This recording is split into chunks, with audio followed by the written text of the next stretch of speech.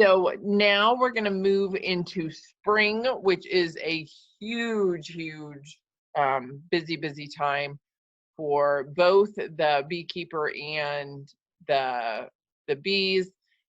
New beekeepers that have just started this season will probably be buying their bees in 3-pound packages with a caged queen. So they'll get those like we will be getting very soon and get them installed in the hive. And when you first install a package, there's quite a bit of watching balanced by knowing how to kind of leave them alone a little bit to set up house to do. So the process of setting up the packages is always very exciting. It's a big arrival day. If you have ordered a package, your bees need to be installed the day that you get them. So there is no, my bees are arriving when I'm on vacation and we'll do them when I get back. None of that exists. The day that your bees arrive, somebody needs to pick them up and make sure that they are installed into their new home so that they can take advantage of all the time that they have to gather as much nectar as possible to draw all of that wax. As I shared in an earlier video, when bees are drawing their own wax, it takes about 8 pounds of honey to create 1 pound of wax. It's a very resource intensive material. And if you give your bees the opportunity as early as possible in the season to really gather the abundance that Mother Nature is providing in early spring with all of the trees that are budding out and just everything that's coming alive again, they really can do a great job of drawing their wax foundation pretty quickly. So get those packages in the day that they arrive. The pasture and timber plants, so the trees and the seeds that you've ordered in order to create a long-term natural feeding goal at your property, those are typically planted in the spring once the earth starts to warm up again. Definitely consult the planting information from your source of where you got the plant, or if you're working with a gardening club, something like that, on when and how to put those plants in the ground. You can catch a lot of swarms in the spring. Probably not something that you want to mess with in your first year of beekeeping. It seems a little bit overwhelming, but swarms, I assure you, are quite docile. If you do see a swarm of bees and you don't want to bring them into your own hive, what you really want to do is just ignore them. Just leave them alone. There's no good reason to bother a swarm if they are in a really exposed area. They probably won't like it. So if you give them just about 24 hours of peace, it's important to recognize that a swarm is they need all of the resources that they have in their bellies to set up their new home. And so if we agitate them by disrupting them in their travels, it can really harm a colony which would otherwise have thrived if they were just able to, sit in their temporary sitting place in peace. If you notice that they are in sort of a covered or protected area, like an eave of your home or something like that, and definitely don't want them to hang out there for a little bit, what you would want to do is just spray with a hose, regular water, and once the queen is disrupted, the rest of the ball will follow her there. But you definitely do want to make sure that they're not crawling into crevices and making those hollows their home, because that would not go well for the property owner.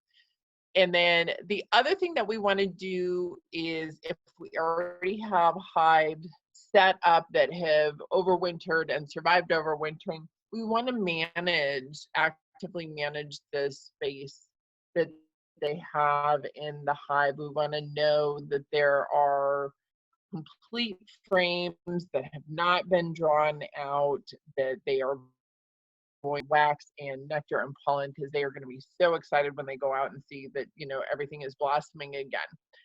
So if we do not provide adequate space to our hives early enough in the season, and it's something that has to be a little bit anticipated, because of the queen life cycle. And I encourage you, go back to the video about the queen's life cycle and how long it takes to produce a queen, and that'll inform you a lot about the swarming cycle as well. So we want to make sure that our bees have 2 or 3 at least frames on each side where they can pull additional comb and keep additional stores rather quickly, and then also have empty space for an actively laying queen to create a massive amount, like 10 frames full, both sides of brood, in addition to stores.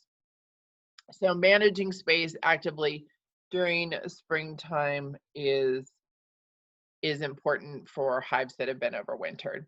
Feeding is not really a priority in the spring because there is such abundance in nature. So there's really no point in wasting your money on creating or providing bee feed when they can get it in nature themselves. And honestly, that's what we want to do. We really want to raise bees here in the DC metro area that are able to overwinter here with what they have here. And what we want to do is we want to teach them what they mostly have here on their own. The colony has a memory, it's explained, that lives in the collective rather than the individual bees. So anyways, there's no reason to feed during the spring. The honeybees themselves during spring will be there'll be tons and tons of new brood that they will be taking care of, and the process of packing the pollen and creating the bee bread that feeds that baby brood is tremendously resource intensive. So the bees are just doing a ton of basically workforce development. They want to have the colony be as big as they can sustain, as quickly as they can sustain, so that they can harvest and forage for absolutely everything that spring has to offer. And so that is the other thing that is really, really happening in abundance from the time the hive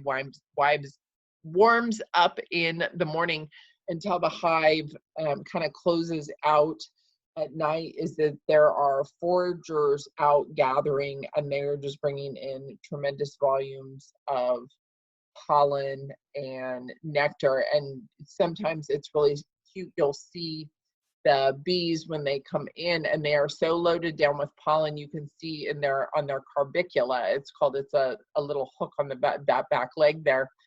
On their carbicula, you can see just big balls of pollen, so fat that you can see what color it is, and therefore you know what plant she harvested from. So another thing that's happening quite actively is the coroners, and this is a lot in early spring when they are really getting out and flying again, is coroners are cleaning house. And this is especially true of a colony that has been overwintered. There will be dead bees. They all get in the bottom.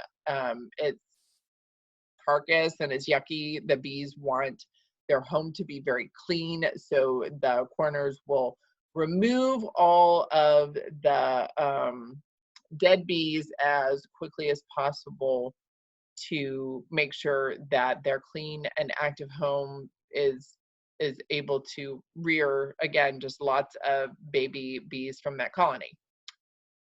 So in the spring, the pasture and timbers that are available to the bees are just, this is just a little bit, again, this is specific to this area. Some of these, you know, are more cultivated. The borage is one of my favorite plants. These little flowers are adorable in drinks. The clover here, the bees absolutely love. If you are totally over having a lawn, clover is a wonderful plant to put in that can be chopped down and then remediates the damage that, you know, having a traditional lawn does to our soil, so that it can be cultivated or switched over to a soil that can be useful. Anyways, clovers, fireweed, bugleweed, all of these are, okay. And then of course, you know, the beloved dandelion. If you see dandelions, please leave them alone. They are such important bee food, and definitely do not poison them. By poisoning a dandelion, you are guaranteeing that you are poisoning a honeybee. So just leave those alone. The taproots that go into our soil break up the soil under lawns and help enrich it. So the timbers that start to bud up in the spring are really a lot of the fruit flowering or fruit bearing trees, which is why we see, you know, the apple and the cherry and the blackberry, you know, similar, the fruit plants. And that's because these fruit plants, they need, once they get that bud on there, they need the entire summer, to gather all of the sun from the entire summer to be able to produce that big, sweet, sugary piece of fruit. So we see those fruits in the early spring. The tulip poplar is, oops, I just hit the wrong one. The tulip poplar here is a bee favorite. Tulip poplar honey is fairly common if you see it in stores. These little flowers, or actually large flowers, just absolutely run, and you will find them covered in honeybees. And one tulip poplar tree as large as those trees get can really, really be just a wonderful source of timber for an apiary. And then the locusts here, these like hanging lantern looking plant, they are really, really prolific, and they smell super good. So the bees just absolutely love them. And then the basswood, which I don't have a picture on this slide, is one of the most important bee trees that there is. There aren't a ton of them. Super, super important to plant if it grows. You know, it's really a blessing to.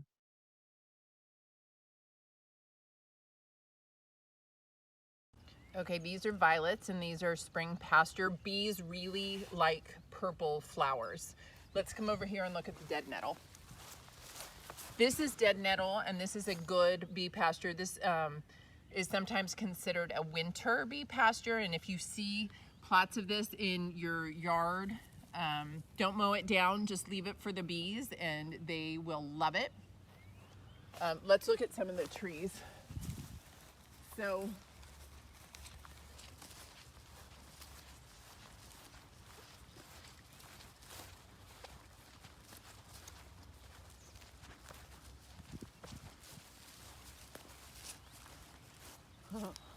ah, okay. I don't know what this tree is. We need to find out what this is. Do you know how to ID plants? I can search it. Okay. I think it might be a maple, but I'm not sure. I do better when I have leaves. So anyways, these buds that are on trees, people think that like your flower garden feeds bees, or that your little vegetable garden feeds bees. And what feeds bees is trees. So the more trees there are in a location, the better it is for the bees. And that's part of why the seasonal cycle is so important, because here in Northern Virginia, we get what's called the spring flow, when, you know, winter is sort of passing and the earth is warming up again. And so our trees go from being dormant to producing buds again. So all of this bee pasture is critical to the health of our bees, and that's really truly what feeds them.